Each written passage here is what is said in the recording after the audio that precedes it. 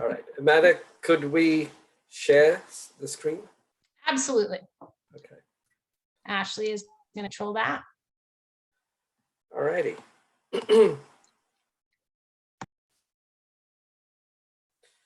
So Jason and I are from Los Angeles Unified School District.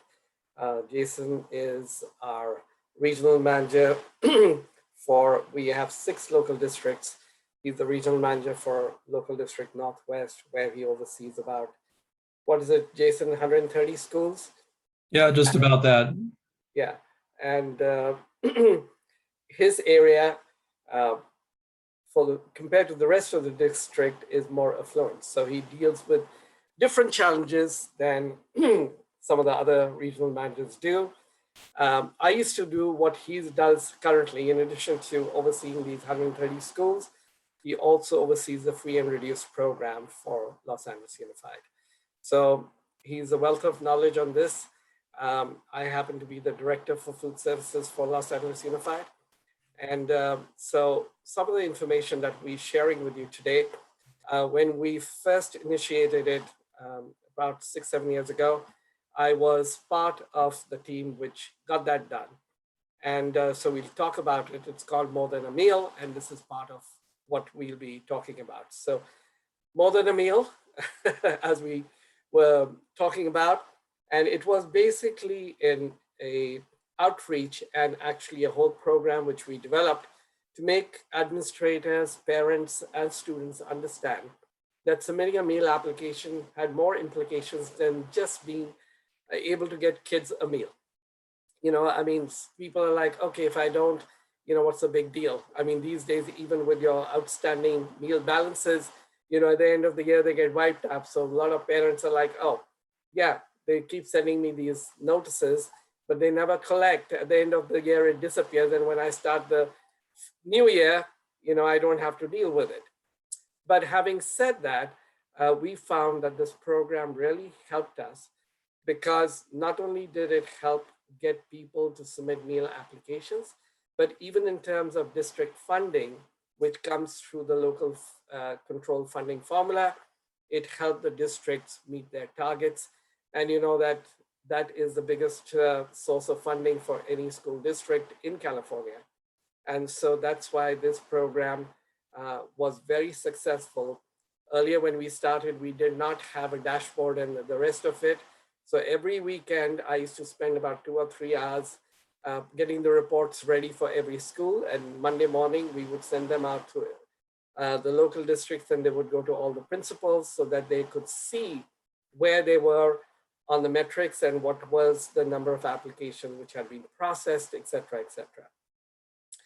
Come to current times, which is 21-22, this current school year, as you know, meal applications, everyone was like, okay, do we need to do meal applications this year or we don't? Because everybody moved to the seamless summer option where, you know, every kid gets a meal at no charge. So what was the purpose of a meal application? And we, I think, probably reached out to CDE earlier on and said, okay, we are going to do the seamless summer option.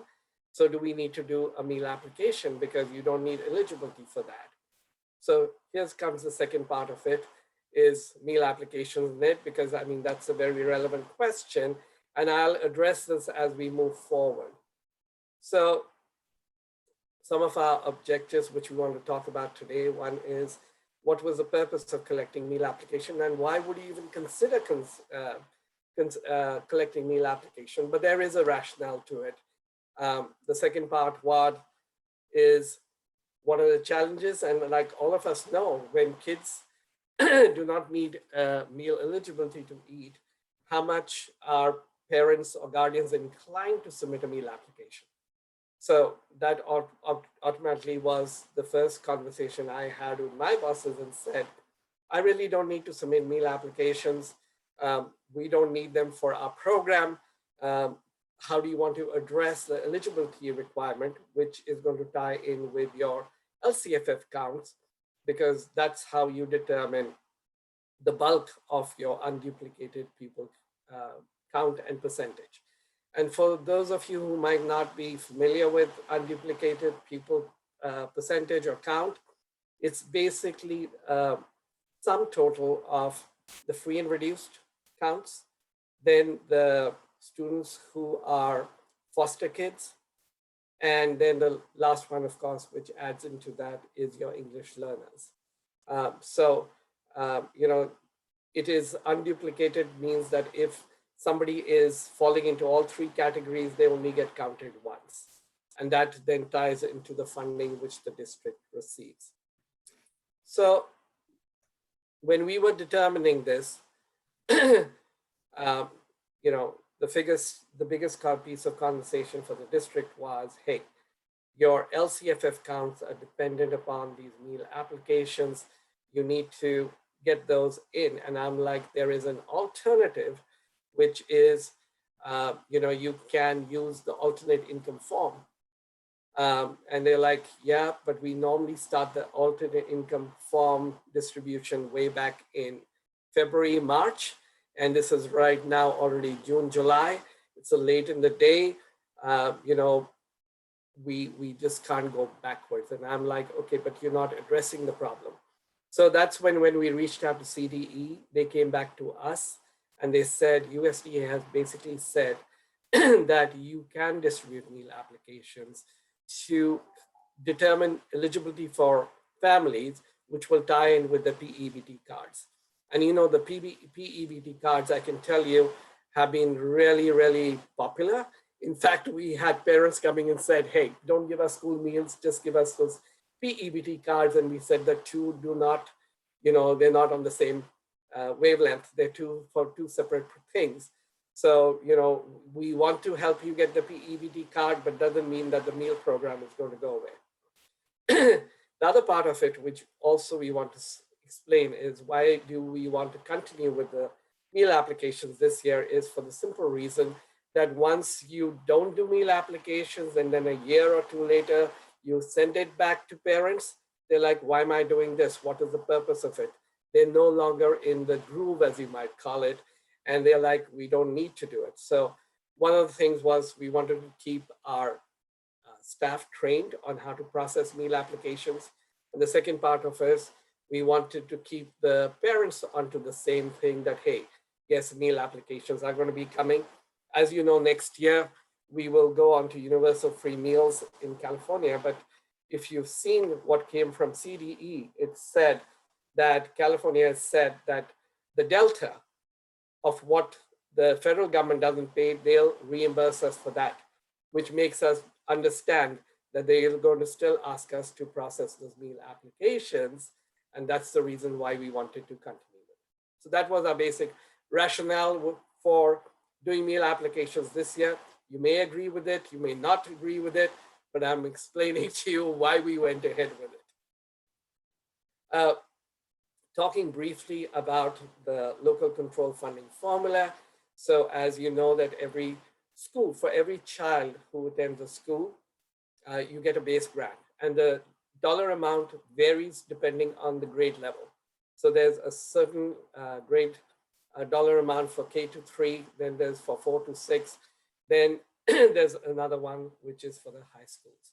And the reason for that is that as kids go up the grades, the input they need changes. And so there's extra funding which comes in for the secondary schools as opposed to the elementary schools. Then there's a supplemental grant which comes in, which basically is that if the school has more than 55% of its kids who qualify for free and reduced, then they say, okay, you have a large amount of needy populations, we'll give you some extra money for that. And that's a bump of about 20% over there. Then after that, we have what we call as a concentration grant. And that is a big deal in California right now because it used to be 50%. This year, the governor raised it to 65%. So added an extra 15% over there. And this concentration grant, especially for California and for Los Angeles Unified, is a big deal. And that's why, this LCFF concentration is a big deal for LAUSD. I know of other school districts I've talked to. Fresno told me, hey, we are 89% unduplicated count. It's a big, big deal for us. So just sharing that piece of it. Now let's move to some of our fingertip facts. Jason, you want to take over on this, please?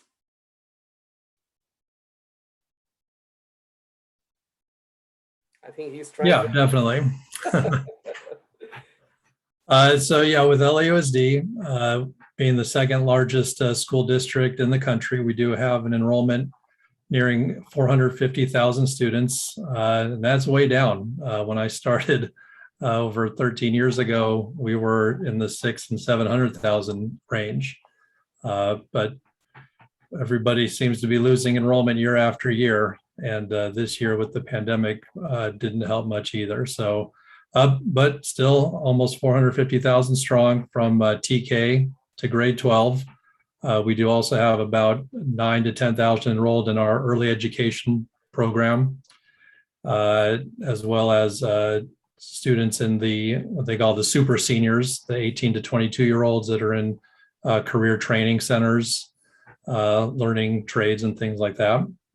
We do have 685 school sites, along with what we call off-sites, continuation schools that we feed as well, but they don't have their own kitchens, so we deliver food to those school sites. Also 90 of those early education centers. 75% of our schools are currently on CEP. 25%, we call them non-CEP now. We used to call them pricing, but because there's no pricing going on, we didn't want to confuse schools with that terminology, so we've gone to calling them non-CEP. We're currently at about 81% of our schools at free reduced. We ended up at 85.5% at the end of last school year. We do tend to get upgrades month after month as the new CalPads information comes in. So we'll be looking to be at pretty much the same percentage by the end of this year. In that 1920 school year, right before pandemic, we collected 125,000 applications from families. And then even in the pandemic year, we collected 81,000 applications. Really spurred that in the beginning because we started school in the middle of August. USDA did not make the decision to continue the waivers until August 31st. So we basically had to start with applications and try to get people eligibilities, and we were doing barcodes and all kinds of things so that there wasn't any touch points. Fortunately, that only lasted 8 days, and then we got the waivers were continued. But since we were already knee deep in the process, we just went full boat, continued with the applications. Similar to what is going on this year, it also just the families are familiar with it, so they know what to look for when they're looking for eligibility. I just wanted to add one thing, Jason. And when we look at our unduplicated pupil percentage at 85.5%, and the reason for that was, if you see the number of applications we collected last year went down, was because the state held us harmless for a year. But that doesn't go in continuation, and that's the reason why we had to have some way of determining eligibility this year.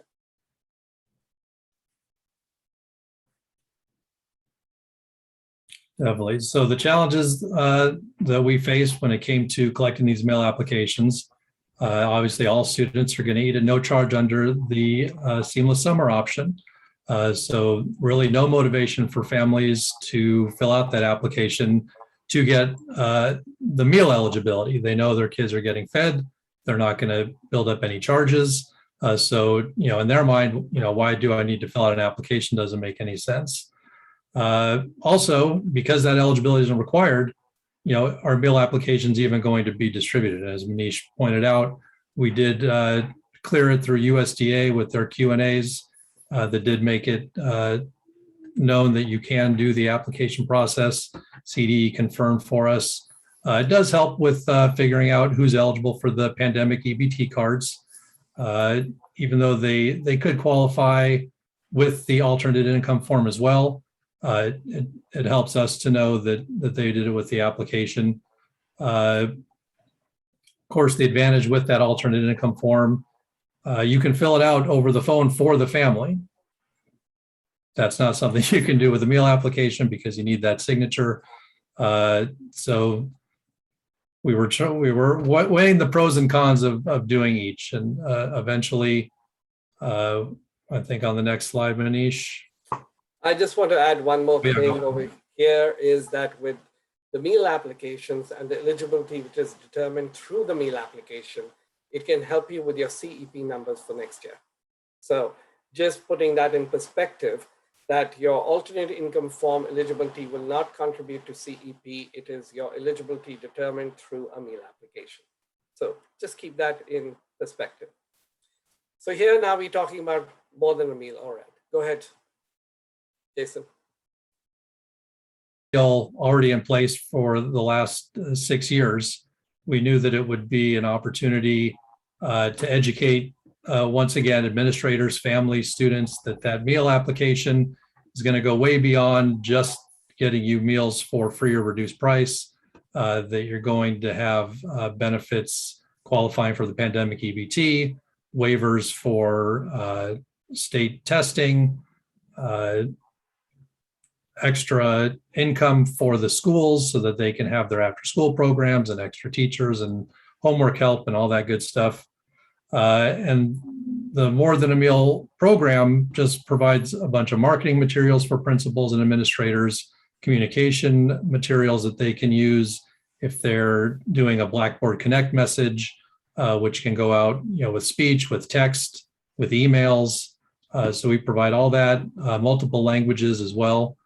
And that information it can be accessed by anybody. So if anybody's interested in taking a look at it, we've included the web page down there below at achieve.lausd.net backslash, or I don't even know if that's a front slash or a backslash, page 14844. So you can go on there. Anybody can check it out.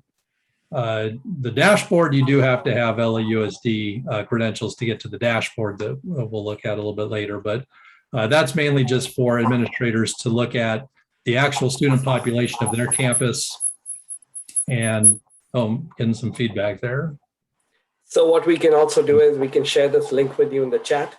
In addition to that, I would say to you, if you were to just type in More Than a Meal, LAUSD, it'll take you to our dashboard, take you to this More Than a Meal, and you can access all this information which Jason will share with you. Yeah, so when you access the page, you are asked if you're part of a non-CEP school or a CEP school. So this dashboard actually works for the entire district, not just schools that have to collect applications, but schools that, if they're CEP, they are doing the alternate income form, or what we call the household income form.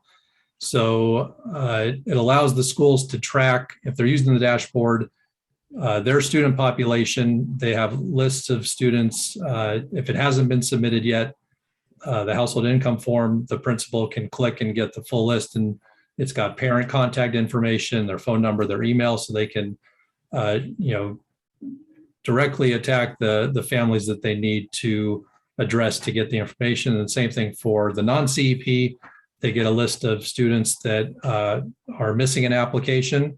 And then they even went a step further and created a list of students that were qualified the year before, but did not haven't submitted an application for the current year. So really targeting families that you think should qualify based on last year's information, and also allow you to kind of not focus a lot of attention on families that either typically never fill out an application, get mad at administrators for calling them, for trying to get them to fill out an application. So that targeted approach has really been beneficial to the administrators and to our cafeteria managers as well. So these are just screenshots of when there's parent presentations on campus. This is a slideshow PowerPoint that administration can show maybe to the PTA, and then that filters out to the other families within the school so that they can share what, filling out an application is more than just saying, oh yeah, we're going to get free or reduced meals or what have you, that it's going to really impact the school financially to fill out that application if you think you're going to qualify. And so our More Than a Meal toolkit includes a principal's checklist, so they know, that they've hit all the steps. We've got flyers in multiple languages that tell the families how it's going to benefit the schools. There's letters there for families. So if the principal just wants to follow a template where you just put your school name and your school phone number and you don't have to do anything else, that's there for them as well. Again, those Blackboard Connect messages. So if they're doing phone calls, text, emails, messages are already prefabbed, so they don't have to think about it. And then the slideshow presentations. The link to the dashboard is what is available to the principals, and then any other resource that they could need, usually a list of who their regional manager is. So if they need to contact me or one of the other 5 regional managers to get information from food services, that's available to them as well. So yeah, just a wealth of information for principals. So basically our intent was, minimize what principals or administrators have to do. It's all available to them. And just for your information, if you go onto our website, the link that we will put in the chat box, you can have access to all this information too. And if you need support, let Amanda know, and we will provide that information to you, because I mean, it has worked for us. We just want to share what we already have done and which was very successful for us with all of you, because after all, we serve the same group of people. That's our kids, right? So, just looking at it from that perspective. So here's an example of what that flyer looks like. A shot of what the application looks like for the current year.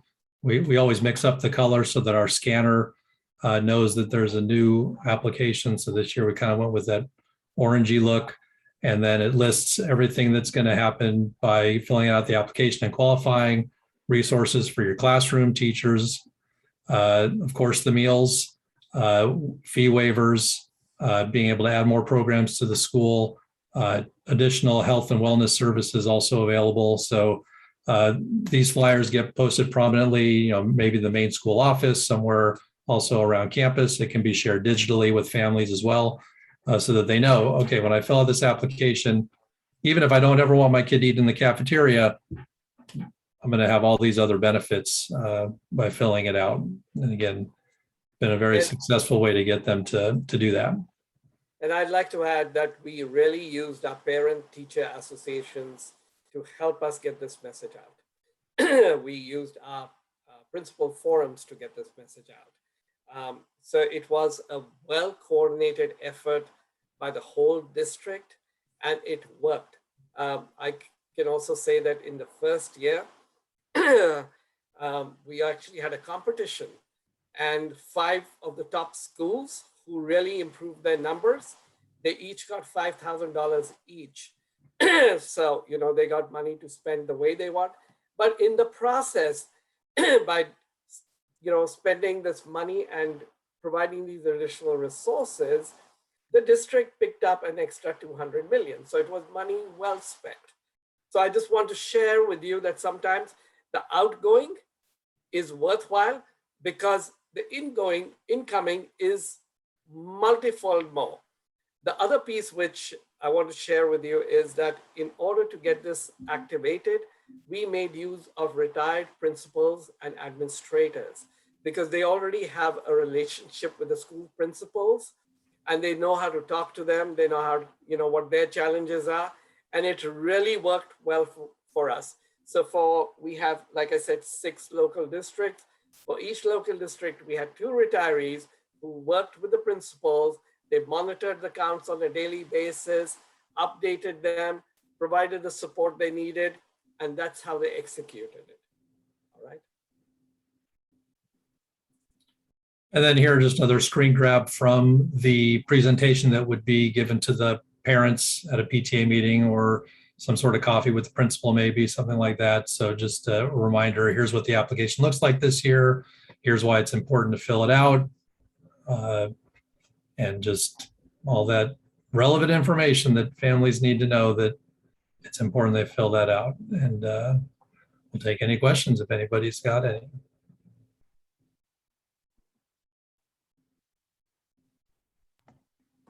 Thank you so much. Yeah, does anybody have any questions?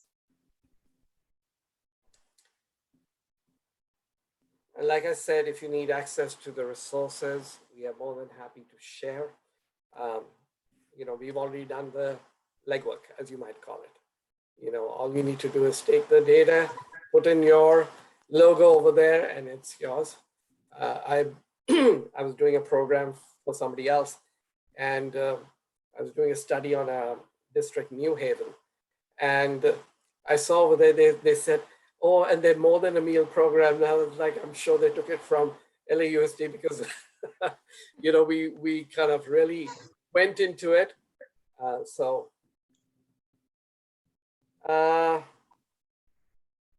Yes, there was. And so Deidre, we started this, I think it was in 2014, if I'm not mistaken.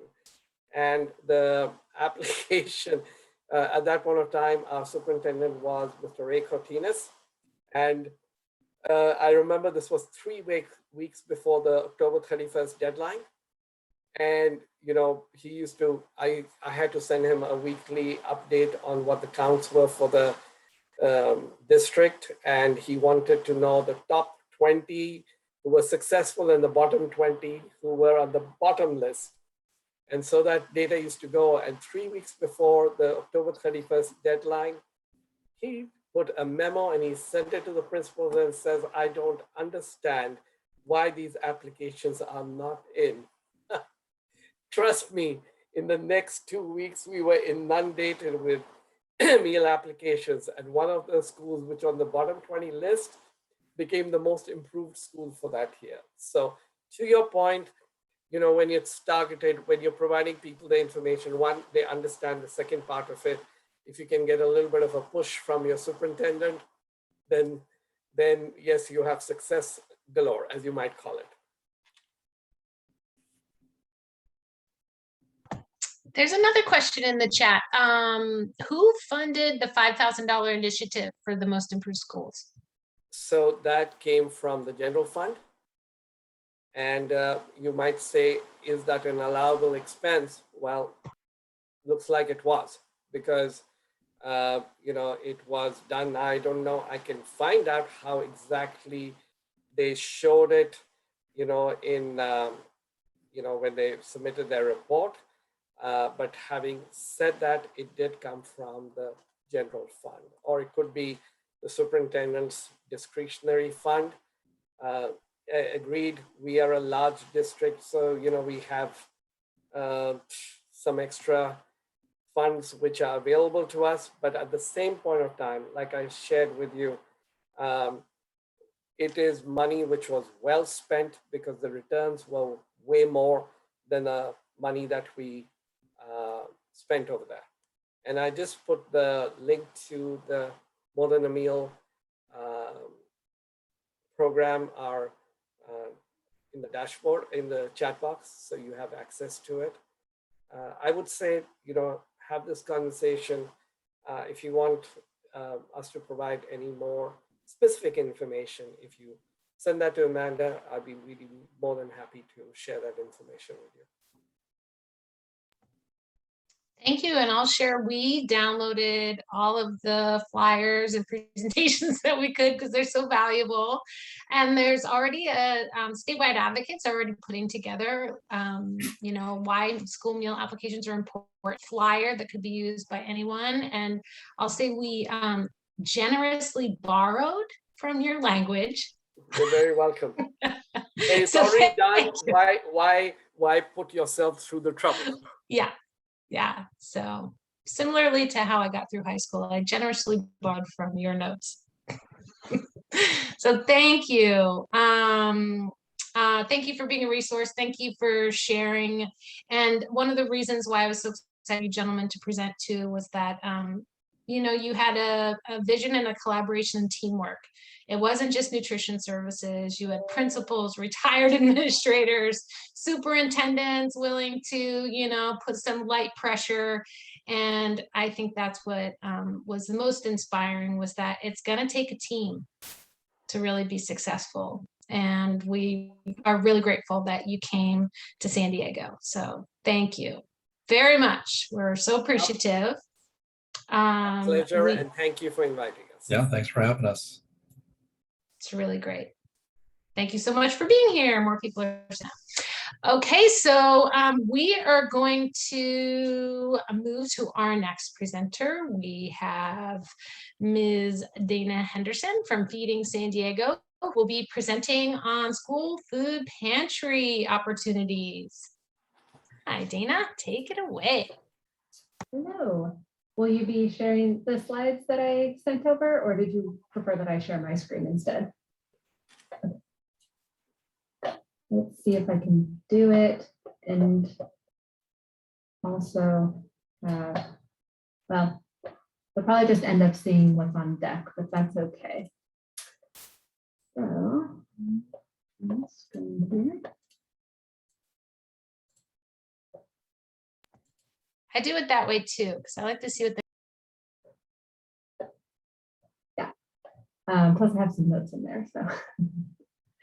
Cool, well, thank you all for having me.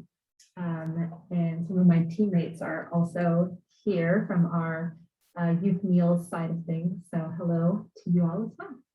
Hold on, Dana, you're sharing your email right now. It's not on anything, you know. That's good. Let's try it again. Now you all get to see what I do over there. No. Your email was very clean compared to mine, so good job.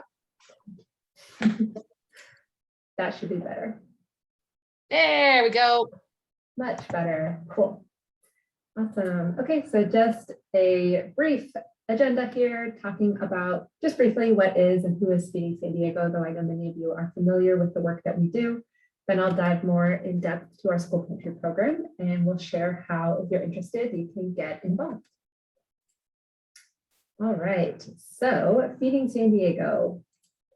So Feeding San Diego, we were founded in 2007 in response to the wildfires in San Diego County at the time. And we are the leading hunger relief organization in the county.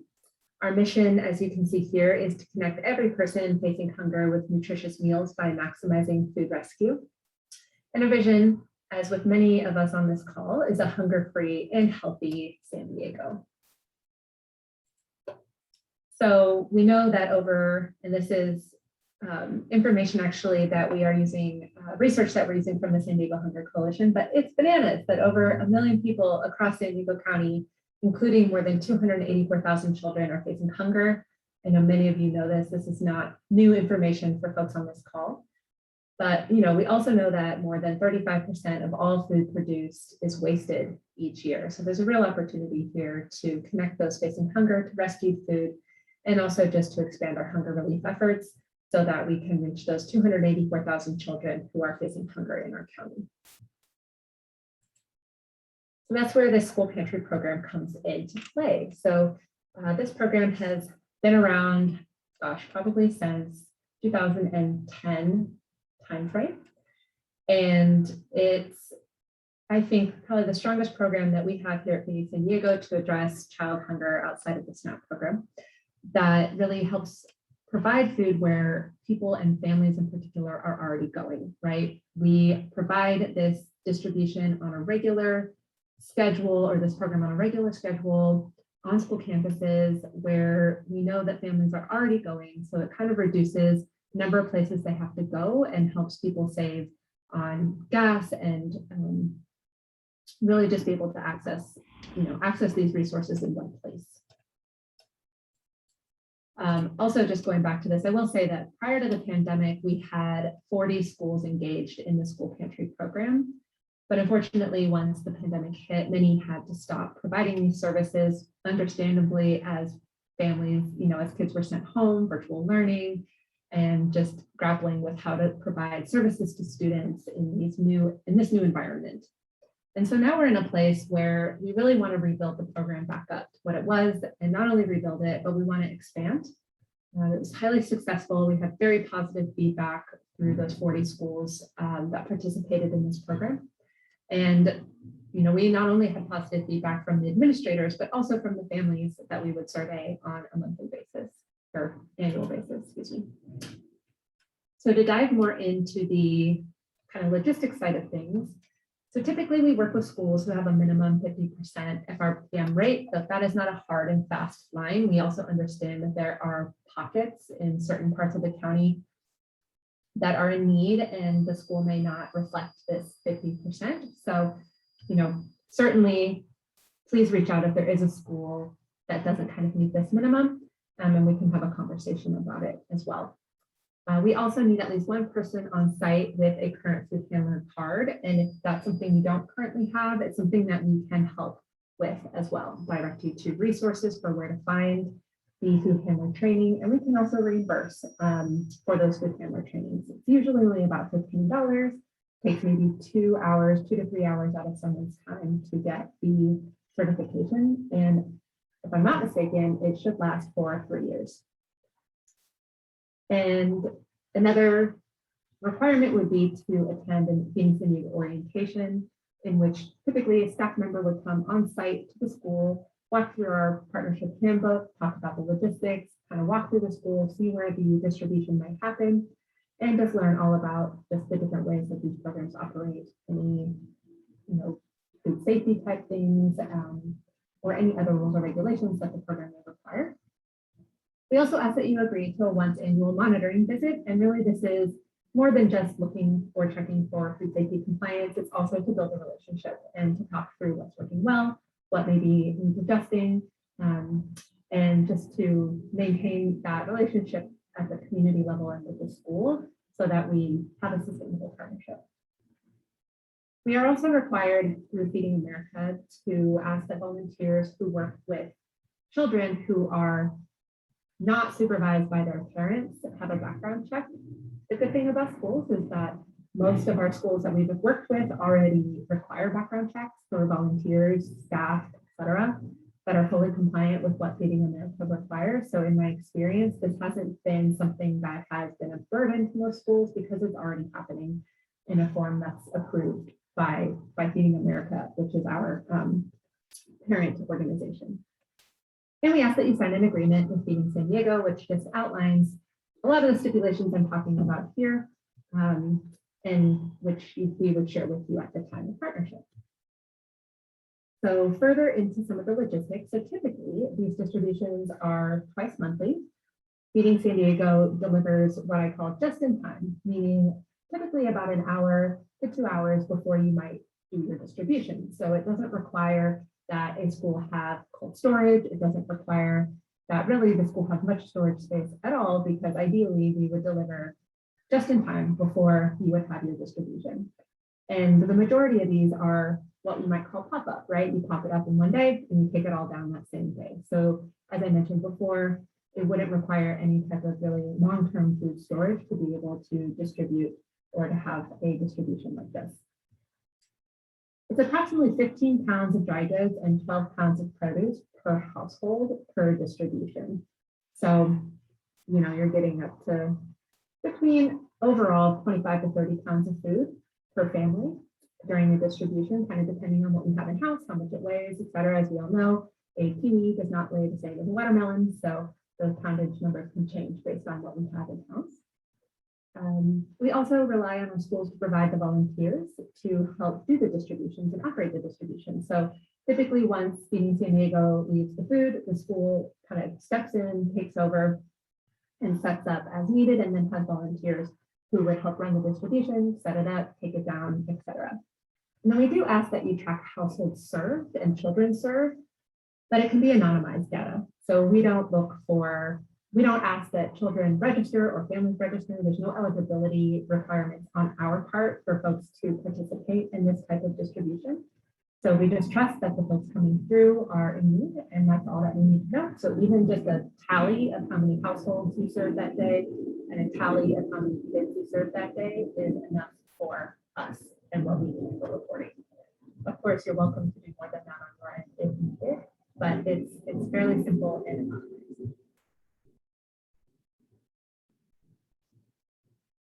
So some current models. So what we saw during the pandemic was the majority of our schools moved to what we call a drive-through model. And I'm sure many of you have experienced this with drive-through meal service or other types of drive-through food distributions. But in this case, the food is pre-packed and placed into the trunk of a car as participants drive through. And again, this can be twice monthly. While we can pack on site and send pre-packed food, a school can also receive food in bulk and have their volunteers pack on site themselves if they opt to do a drive-through model. And some want to engage their volunteers in that way.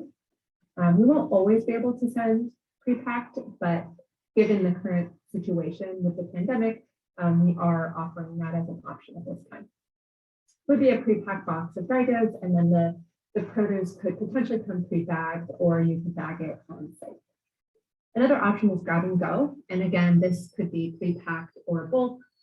And it's where you might place the product on a table, kind of like a farmer's market.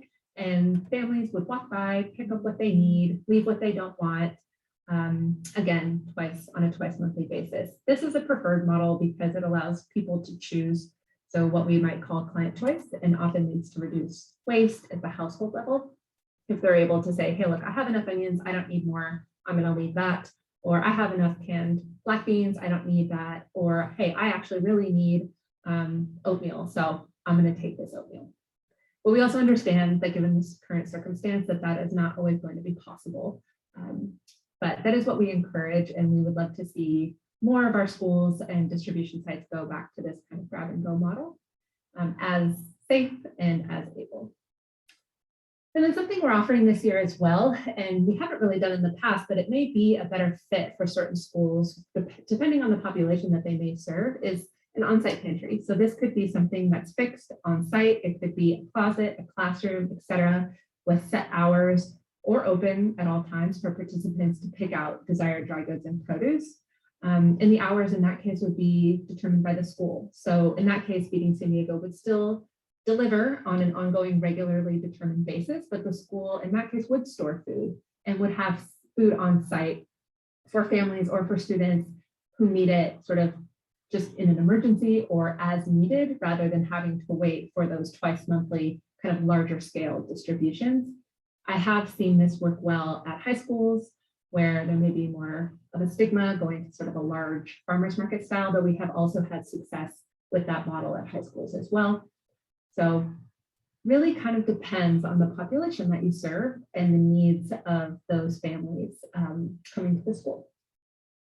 I included some pictures just to give you an idea of what it has looked like in the past. Keep in mind, some of these are during the pandemic, as you can see with the masks in this picture. This is a pre-bagged option here.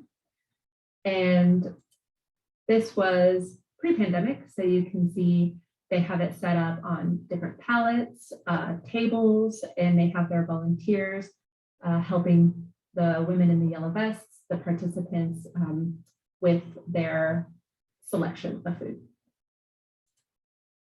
Here's another example. We find that our participants often end up bringing carts, like you can see here, as it's easier to transport the product. And oftentimes, you know, if we encourage it, folks will start to bring reusable bags as well. There's some nice celery we were able to distribute out at, oh, I should have written down which schools these are at, but it still gives you an example of what they look like.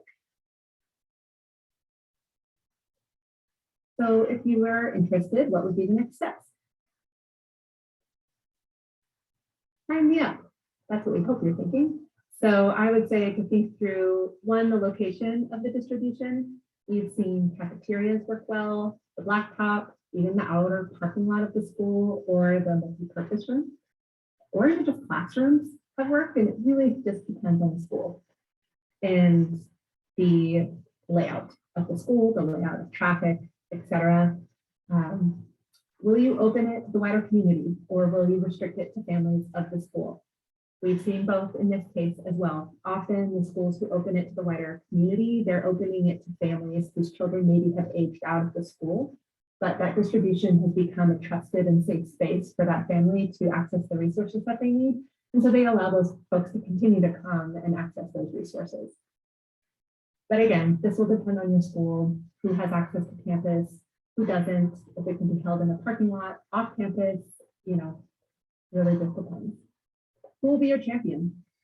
We do find it works best if there is at least one person who is the champion of this program. We will need a main point of contact who has access to email, who has access to a phone, and who can readily be made available for, on-site visits or training as it comes up.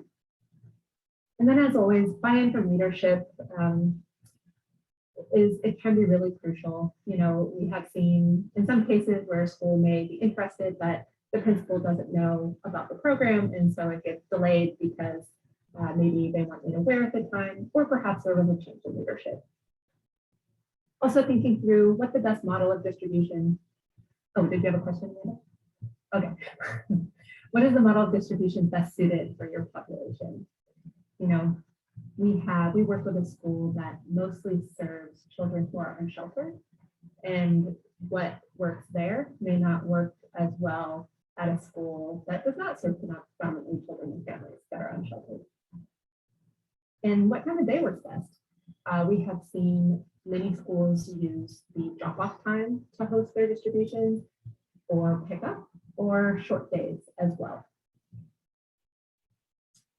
And one thing I did need to mention as well is that in terms of volunteers, typically we recommend 8 to 10 volunteers to run or help with these types of distributions, and really assigning those folks specific jobs, right? So you might have somebody at the intake station kind of tallying households or tallying number of kids within the household. Then you may have somebody at the produce stations, and that's just their job to be on produce, or somebody else who's doing dry goods, and then maybe you have a volunteer who's just in charge of setup and takedown. Of course, if it's a drive-through, you would obviously want someone in control of traffic and line management and safety in that case.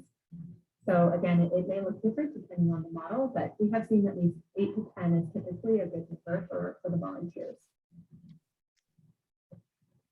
And here's my contact info. So Henderson@beingsandiego.org, and then that is my direct number here. If you're interested or you want to learn more or you're not sure, I'm always happy to take a set of calls. I'd also be happy to connect anyone interested with an existing school pantry so they can go in person and see how it works. I've seen that work well in the past as well.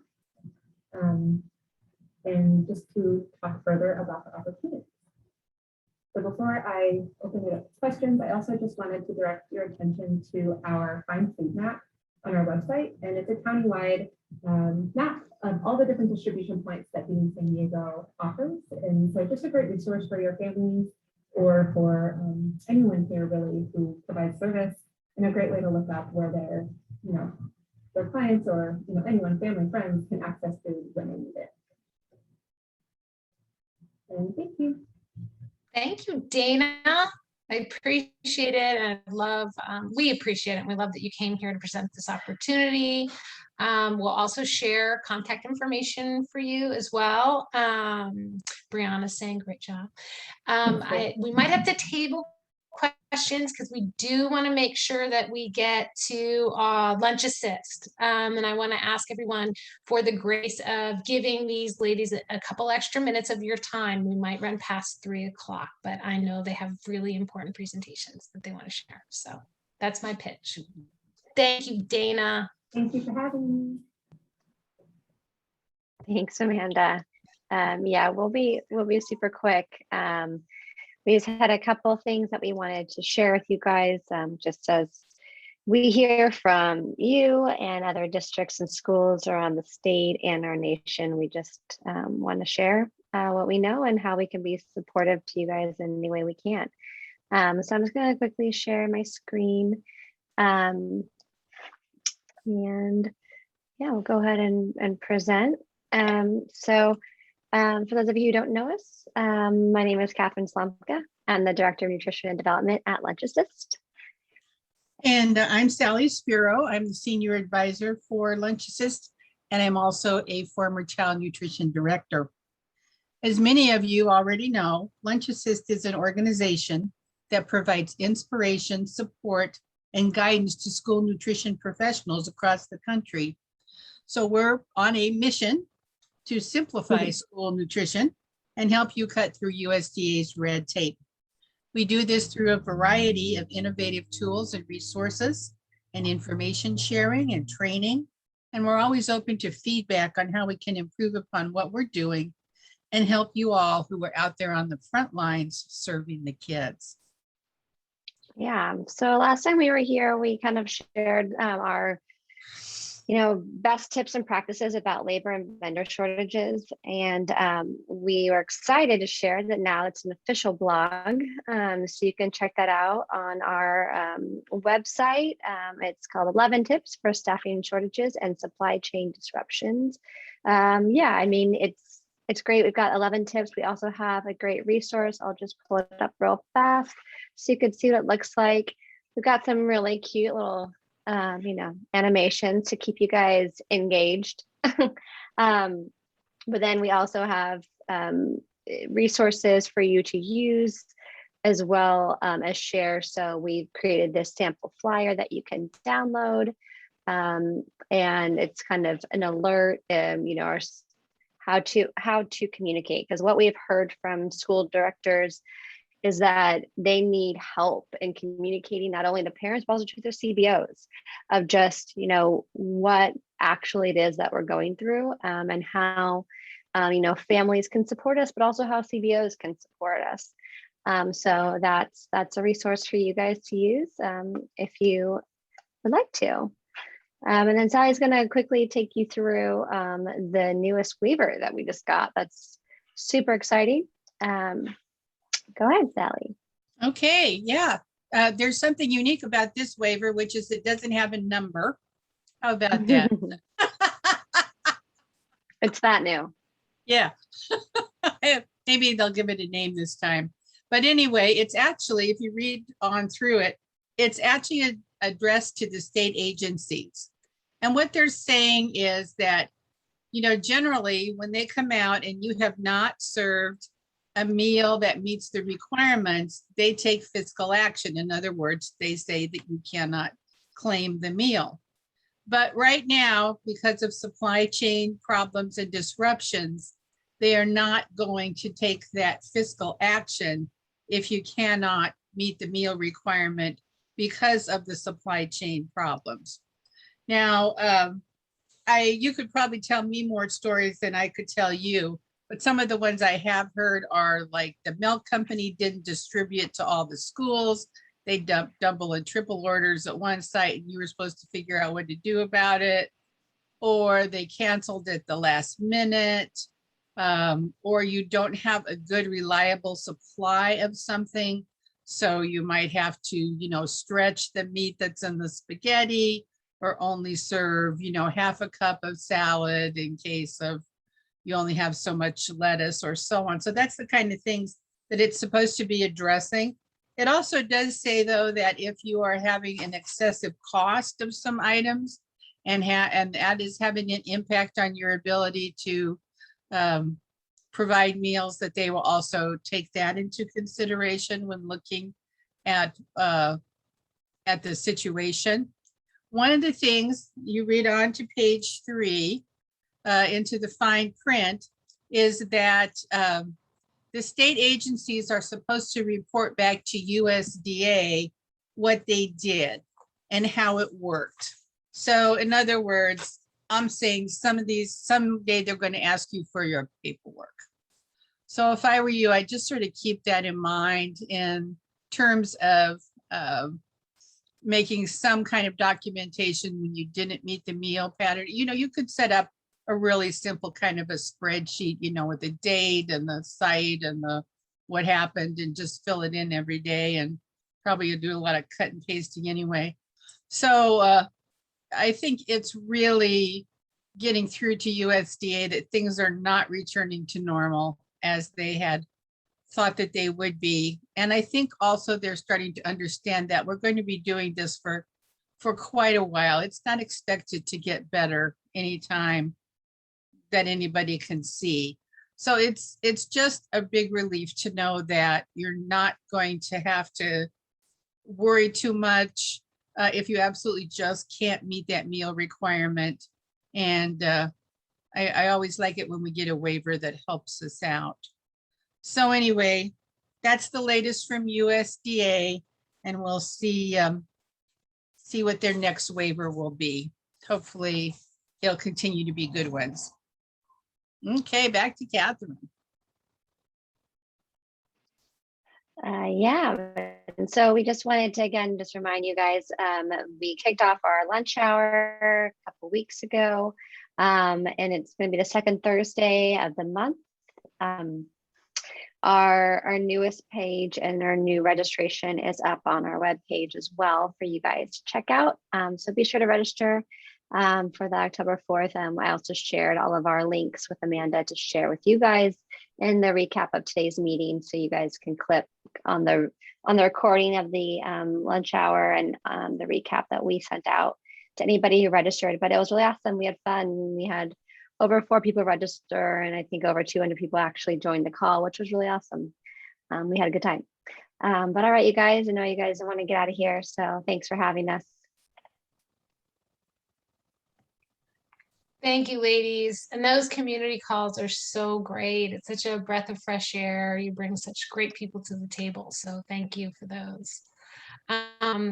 If you want to extend even more grace, Ashley and I will be super quick. We do have just a couple slides we wanted to take you through. We understand if you have to go as well. The slides will be in our follow-up meeting notes as well. Ms. Ashley, do you mind sharing? Please and thank you. I can actually start. So we wanted to give you an update on the budget reconciliation at the federal level, otherwise known as Build Back Better.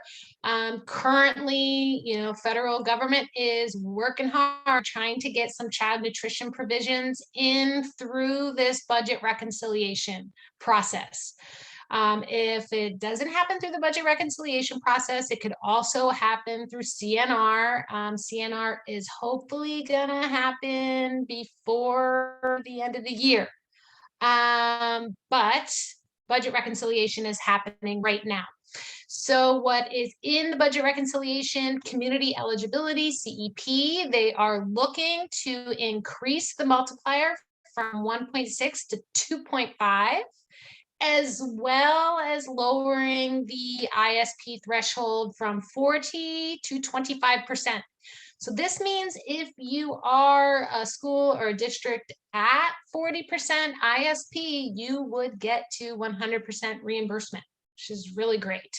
So 40 times 2.5 gets you to 100. So really wonderful. Also, there is now, well, they're hoping there will be an option for states to implement CEP statewide. Also an allowance for all states to conduct Medicaid direct certification, extend summer EBT nationwide, provide $500 million for school equipment grants, as well as provide $634 million for healthy school meal incentives. So we've been at the Hunger Coalition really active, making legislative visits, talking to our congressional reps here in San Diego.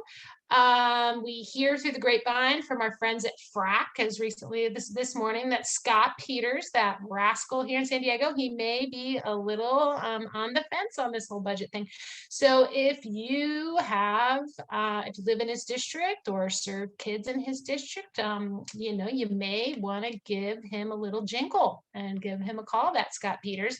We've talked to Jacobs and Levin, and they're good. I don't know about Juan Vargas, but Scott Peters, give him a call, let him know how much these child nutrition provisions would help, especially with School Meals for All. If we know School Meals for All is going to survive and thrive here in California, we need to be drawing down federal funds. So, okay, let's see.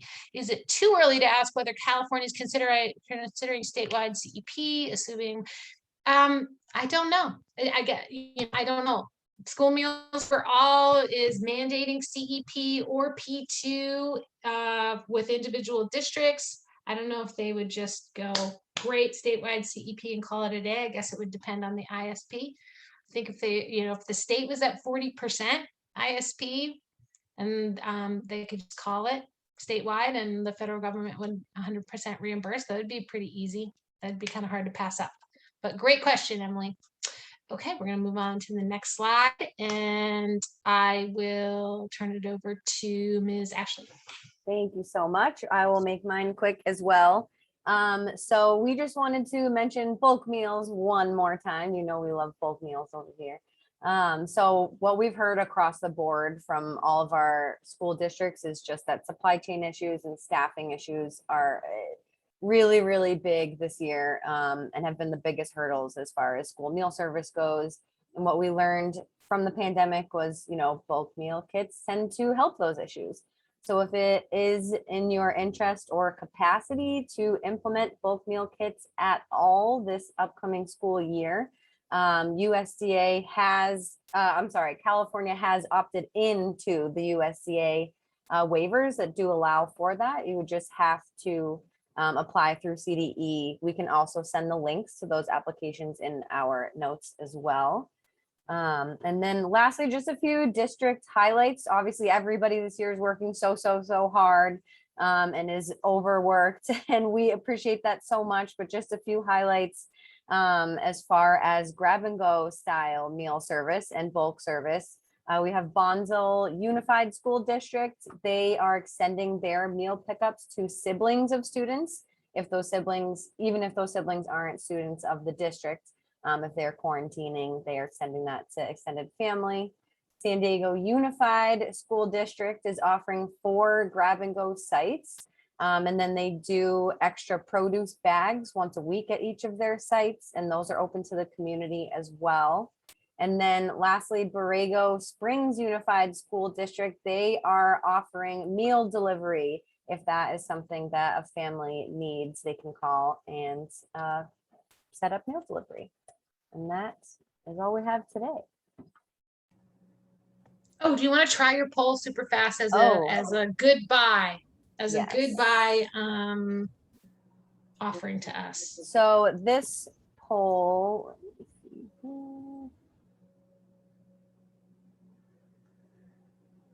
I'm going to preface it while you're pulling it up. oh, perfect. Ashley does such a great job of communicating with you on a one-on-one basis via email, trying to find out what y'all are up to on any given topic.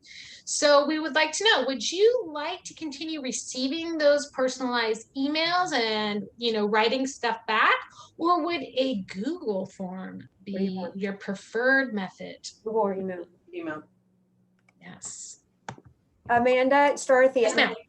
Can you hear me? It's Dorothy at Mountain Empire.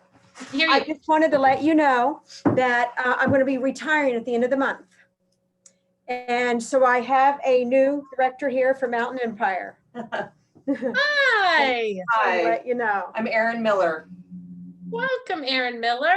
Thank you. You want to tell everybody a little bit about yourself? Well, I live in Pine Valley, about 8 miles from our district office. I've worked for the district for 16 years. I have been Dorothy's clerk for the last 10 years. So I'm very excited to step to fill some very big shoes, but I'm excited. Welcome. Thank you. Dorothy, we're going to miss you, but it seems like, you know, it's going to be in good hands over there. That's some It will. institutional knowledge. Yeah. Sorry. Yeah. I already know all the lingo. Sally says, welcome to the retirement club. Thank you, Sally. All right, so thank you for everybody taking the poll. Thank you for being here today. We're always here to help if there's anything we can ever do to assist you. We are here, including meeting topics and presenters. So thanks again to Lunch Assist, to Feeding San Diego, to LA Unified, and for all of you spending time with us each month. We appreciate you. All right, happy Monday. Bye, everyone. Thank you. Thank Bye. you. Thank you. Thanks, Amanda. Thanks, everyone. Bye, Deirdre.